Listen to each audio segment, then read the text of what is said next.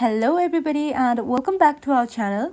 In today's video, I'm going to show you how to stop your iPhone from tracking you and listening to you quickly and easily.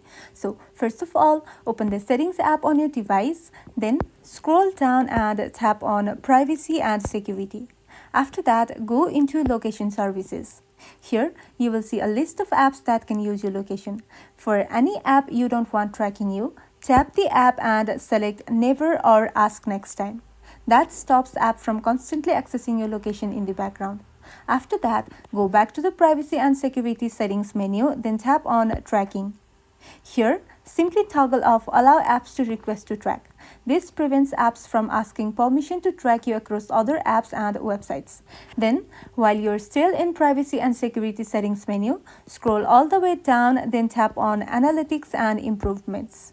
Here, toggle off Share iPhone Analytics and also toggle off Improve Siri and Dictation if that option appears.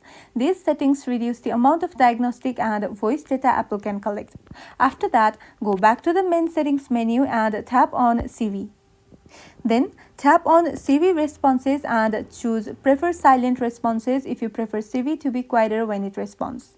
And if you want to remove past voice data, go back, then scroll down and tap on Siri and Dictation History. After that, tap on Delete Siri and Dictation History. This clears previous voice interactions. And that's all. By changing these settings, you'll dramatically reduce how much your iPhone tracks or listens to you. If this video was helpful, don't forget to like and subscribe for more iPhone privacy tips and tricks. Thank you for watching till the very end and I'll see you in the next video.